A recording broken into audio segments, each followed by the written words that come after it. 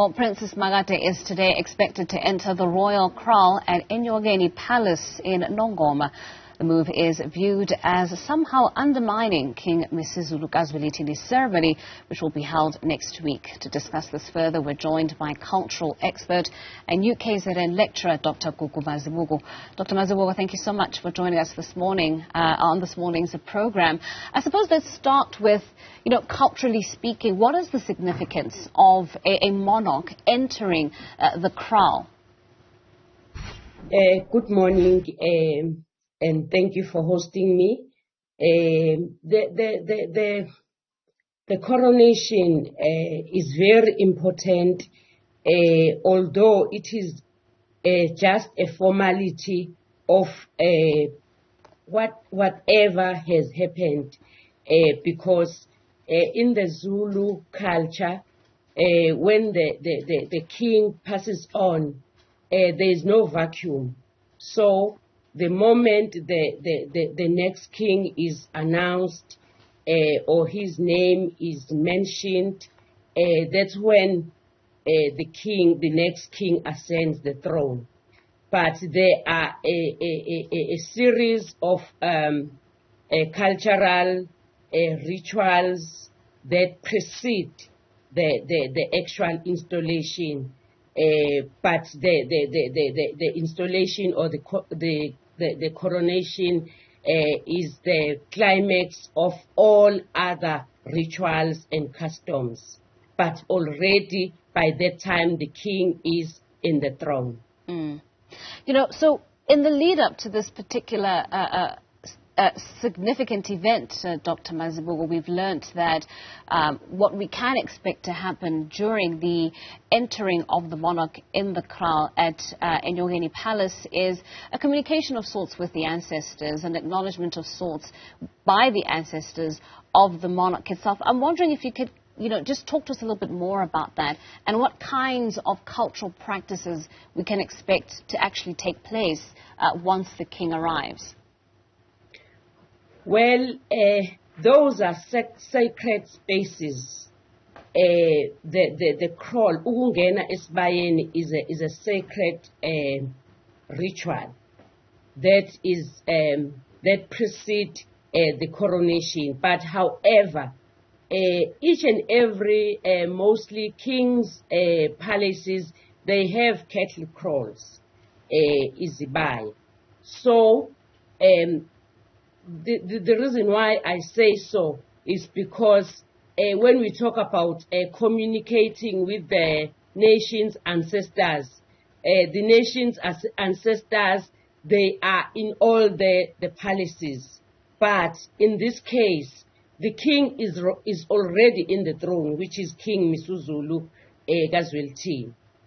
Therefore, the ceremony that will take place next week is the final celebration of all other processes. But the entering Isibaya is when the king will get the blessings, they will also communicate with the nation's ancestors, and the prayers will be conducted there. But however, certain rituals are very private and they are not for any body's consumption, but for specific royal family members that we cannot talk about them in public, because they are sacred and they are exclusive to royal family members.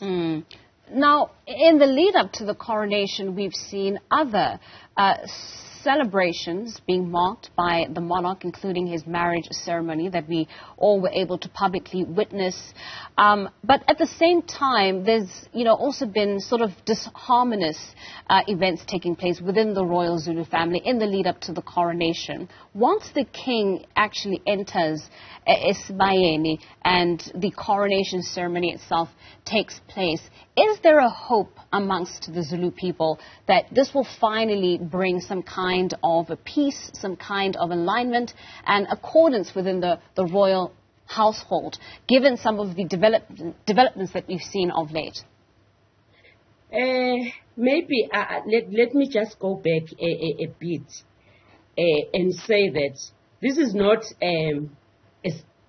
surprising to the entire Zulu nation, because if you look back during the coronation of King Shaka, disputes were there, but as soon as the king ascends the throne, peace prevails and there's harmony, there's togetherness in the royal family, because in the Zulu nation there's only one throne.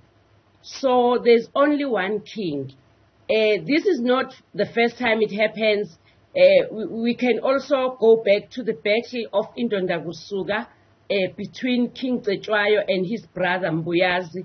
But finally, King Cetshwayo became the king of AmaZulu. So peace, yes, it will prevail and there will be harmony. But, well, they always say history repeats itself.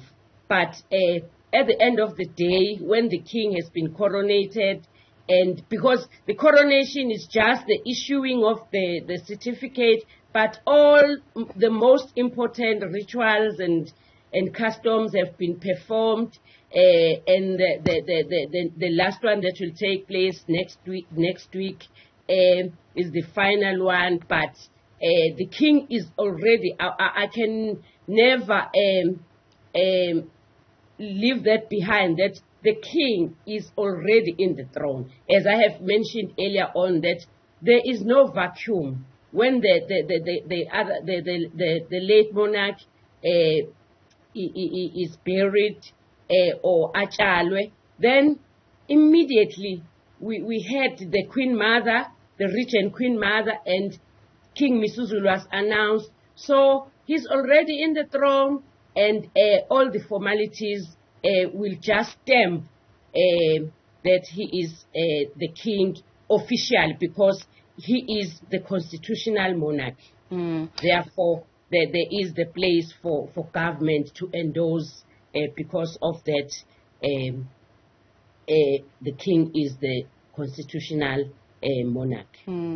Well, Dr. Mazibuko, aside from the sacred part of the coronation, which is Ungena Esibayeni, as you've described for us and explained it to us, can the Zulu people expect any sort of pomp and ceremony, any sort of spectacle on the coronation day itself? I mean, we've been able to witness a number of ceremonies already that have really displayed just the cultural spectacle that is accustomed in Mbidi. So is that something that the public can expect to happen next week when the king is finally coronated?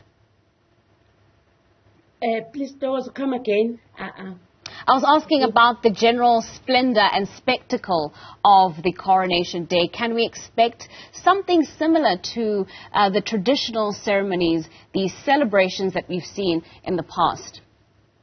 Yes, because I think the last ceremony that we witnessed, it was in the 70s. So it's such a very big ceremony, and a number of guests are invited, and AmaZulu as well as Amabutho, because Amabutho, they always accompany the king. Amabutho ayingubo yesilo. So we expect something that is big and beautiful, and that everyone is looking forward to.